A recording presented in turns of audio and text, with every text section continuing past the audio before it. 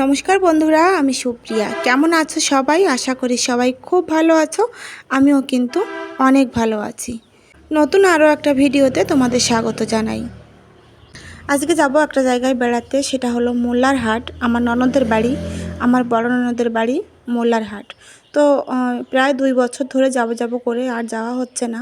তো আমার ননদ খুব অসুস্থ, তো তাকে দেখার জন্যই মানে মেইন উদ্দেশ্য আর কি। তো এখন আগের থেকে অনেকটাই সুস্থ।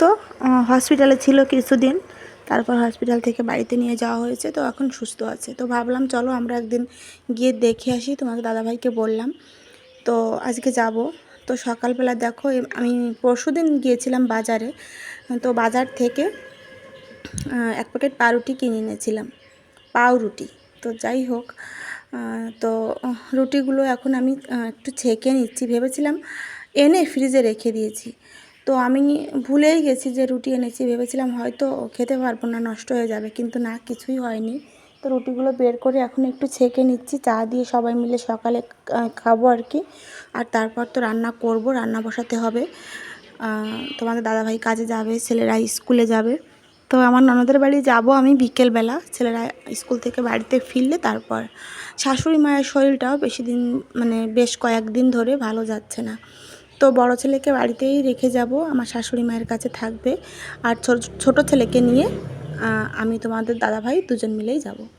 তো চলো, রুটিগুলো একটু ছেঁকে নিয়েছি। জানি না কেন কথা বলতে গেলে আমার মানে কথাগুলো আটকে আসছে। তো যাই হোক, রুটিগুলো এপিট ওপিট করে ভালো করে ছেঁকে নিয়েছি। রুটি ছেঁকে খাওয়াই ভালো, তাই না? সবাইকে তো দেখি রুটিগুলো ছেঁকেই খায়। আর ওইদিকে বসিয়েছি চা, ওদিকে চা বসিয়ে দিয়েছি। তো ননদের বাড়ি গিয়ে বেশি একটা ভিডিও করতে পারিনি, যেহেতু তোমাদের দাদাভাই সঙ্গে ছিল। ও তো ভিডিও করাটা একদমই পছন্দ করে না, তোমরা বরাবর আমার মুখ থেকে শুনে আসছো। তো ওকেও মাঝে মধ্যে দেখাই আমি ভিডিওতে, কিন্তু ওর অজান্তে। আমি জানি ওর অজান্তে দেখানোটা ঠিক না, তারপরও দেখে যে আমি সামনে থেকে ভিডিও করছি, কিন্তু কিছু বলে না। নাও বুঝতে পারে না, আমি ঠিক জানি না। তো যাই হোক, এই জন্য কিন্তু ওর ভয়ে আমি সেখানে গিয়েও বেশি একটা ভিডিও করতে পারিনি। তো যেটুকু আমি ভিডিও করেছি, ভিডিও ক্লিপগুলো একসঙ্গে আজকে জুড়ে দিয়েছি, তোমাদের সঙ্গে শেয়ার করব তাই। তো আশা করি তোমাদের ভালো লাগবে। আর আমার ভিডিওটা যদি তোমাদের ভালো লাগে, অবশ্যই একটা লাইক দিয়ে বাকি ভিডিওটা কন্টিনিউ করো। আর যদি কোনো নতুন বন্ধু এই মুহূর্তে আমার ভিডিওতে ক্লিক করে থাকো, অবশ্যই আমার চ্যানেলটা সাবস্ক্রাইব করে পাশে থাকা বেল বাটনটা প্রেস করে রাখবে, যাতে আমি কোনো নতুন ভিডিও আপলোড করলে সবার প্রথম তোমার কাছে গিয়েই পৌঁছায়। আর তুমি তোমার সময় সুযোগ মতো আমার ভিডিওটা দেখে নিতে পারবে। তো সবার জন্য চা করে নিয়েছি, সবাইকে দিয়ে দিচ্ছি। শুধু আমার 2 ছেলে বাদে, ওরা এখনও ফ্রেশ হয়ে পারেনি। তো কলপাড়ে দাঁত ব্রাশ করছে। তো সারাদিনে আর কিন্তু তোমাদের সঙ্গে কিছুই শেয়ার করিনি। তারপর যখন আমরা রওনা দিলাম, তখন একটু ভিডিও তোমাদের সঙ্গে শেয়ার করেছি। আমরা প্রায় 40 মিনিটের মতো জার্নি করেছি বাসে। জার্নি করে তারপর এখন ভ্যান গাড়িতে উঠে পড়েছি মোল্লারহাট বাজার থেকে। আর এখন এই যে মধুমতির পাশ দিয়ে চলে যাচ্ছে আর কি। আর আমার ননদের বাড়ির গ্রামের নাম হচ্ছে হয়তো সারসন। সারসন গ্রামের নাম, সারসন। জানি না আমি ভুল বললাম কি না, এটাই হয়তো বলে, উচ্চারণে হয়তো একটু ভুল থাকতে পারে। তো আমরা তো শাসনই বলি। তো যাই হোক, দেখো এই যে মধুমতি নদী, এই নদীটা কিন্তু আগে আরও অনেক বড় ছিল।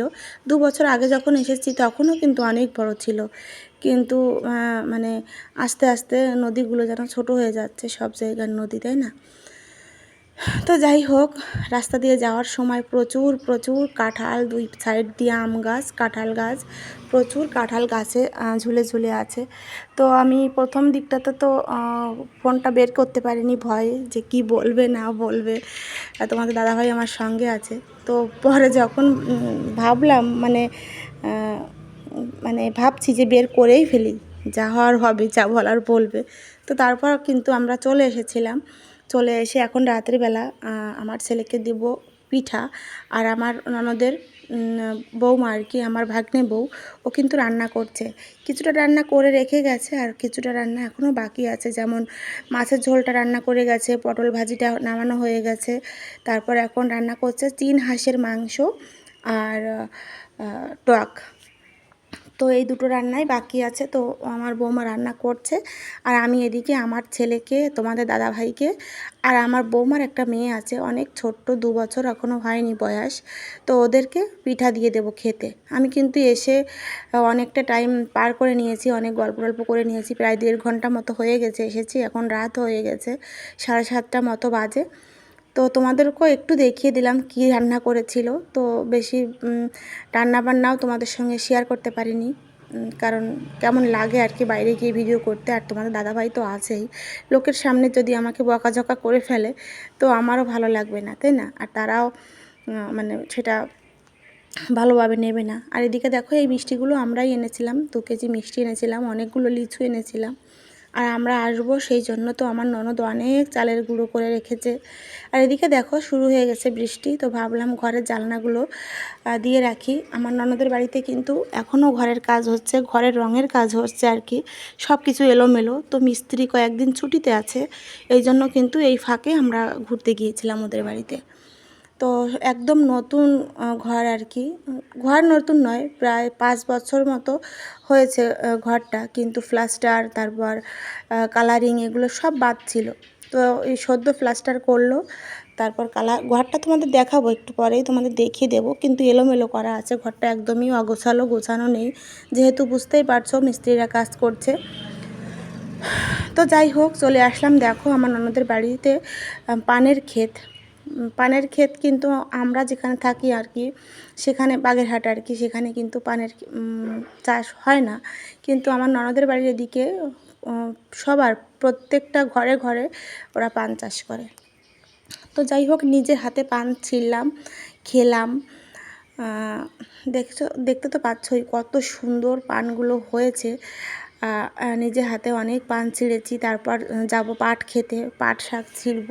আর বাড়িতে আসার সময়ও কিন্তু অনেক পাট শাক আমরা নিয়ে এসেছিলাম, এখনও খাচ্ছি, আর এখনও শেষ হয়নি, ফ্রিজে রয়েছে। তো যাই হোক ভীষণ আনন্দে কাটিয়েছি। একটা রাত ছিলাম আর কি, আজকে বিকেলে গেছি, একটা রাত ছিলাম, পরদিন বিকেলবেলা আবার বাড়িতে চলে এসেছি। তো কোথাও গিয়ে মানে কোথাও বেরোনোর মতো নয় এখন আর, বাচ্চারা স্কুলে যায়, তোমাদের দাদাভাইয়ের কাজের চাপ অনেকটাই বেড়ে গেছে।